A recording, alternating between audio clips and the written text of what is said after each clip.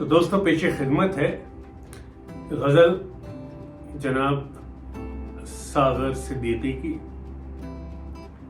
اس غزل کو شاید آپ میں سے بہت سو نے مہدی حسن صاحب کی آواز میں سنا ہوگا. اللہ جنت نصیب کرے ساغر کو بھی اور مہدی حسن کو بھی. چراغ طور جلاؤ بڑا اندھیرا ہے، ذرا نقاب اٹھاؤ بڑا اندھیرا ہے. چراغ طور جلاؤ بڑا اندھیرا ہے، ذرا نقاب اٹھاؤ بڑا اندھیرا ہے. ابھی تو صبح کے ماتھے کا رنگ کالا ہے، ابھی فریب نہ کھاؤ بڑا اندھیرا ہے. وہ جن کے ہوتے ہیں خورشید آستینوں میں، وہ جن کے ہوتے ہیں خورشید آستینوں میں، انہیں کہیں سے بلاؤ بڑا اندھیرا ہے. بصیرتوں پہ اجالوں کا خوف طاری ہے، بصیرتوں پہ اجالوں کا خوف طاری ہے. مجھے یقین دلاؤ بڑا اندھیرا ہے. بنام زہرہ جبینان خطۂ فردوس، کسی کرن کو جگاؤ بڑا اندھیرا ہے. جہاں تک میرا علم ہے یہ ایوب دور کی ہے. تو شدید چراغ طور جلاؤ، چراغ طور سے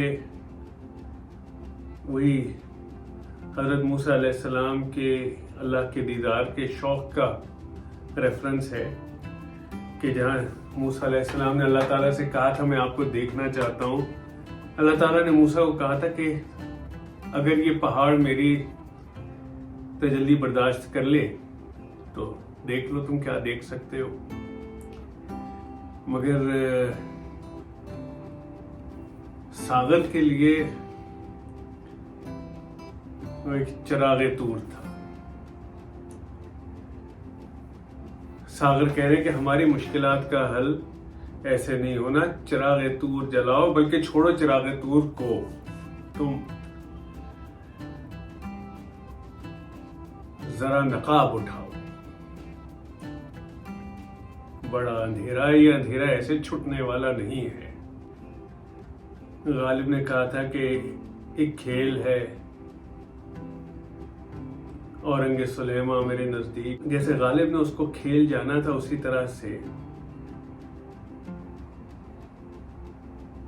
ساغر بھی کہہ رہے ہیں طور پہ جو روشنی تھی، جو تجلی تھی، وہ تو ایک چراغ تھا میرے لیے. ابھی تو صبح کے ماتھے کا رنگ کالا ہے، ابھی فریب نہ کھاؤ. لوگوں نے ایوب خان سے بہت امیدیں بھی وابستہ کر لی تھی. اس کے دور میں جو انڈسٹریلائزیشن ہوئی لوگوں نے اس کو سیلیبریٹ کرنا شروع کر دیا تھا. مگر ساغر کا وہی خیال تھا کہ ابھی فریب نہ کھاؤ. وہ جن کے ہوتے ہیں خورشید آستینوں میں. پھر ساغر موسیٰ علیہ السلام کو بلا رہے ہیں کہ ان کے آئے بغیر معاملہ حل نہیں ہوگا. خورشید آستینوں میں حضرت موسیٰ علیہ السلام جو اپنا بازو نکالتے تھے اپنی آستین سے تو وہ ایک چمکتا ہوا سورج جیسا بن جاتا تھا جسے دیکھنے والوں کی آنکھیں چندھیا جاتی تھی. غالب نے تو عیسیٰ علیہ السلام کو بلایا تھا کیونکہ ان کا اپنا غم تھا. ابن مریم ہوا کرے کوئی، میرے دکھ کی دوا کرے کوئی. ساغر کہہ رہے ہیں کہ نہیں، موسیٰ علیہ السلام کو بلاؤ جبھی اندھیرا دور ہوگا. بصیرتوں پہ اجالوں کا خوف طاری ہے، بصیرتوں پہ اجالوں کا خوف طاری ہے.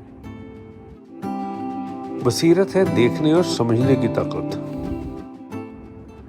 اور اجالا ہے روشنی. ہماری سمجھ کو اجالا بہتر کرے گا، روشنی بہتر کرے گی.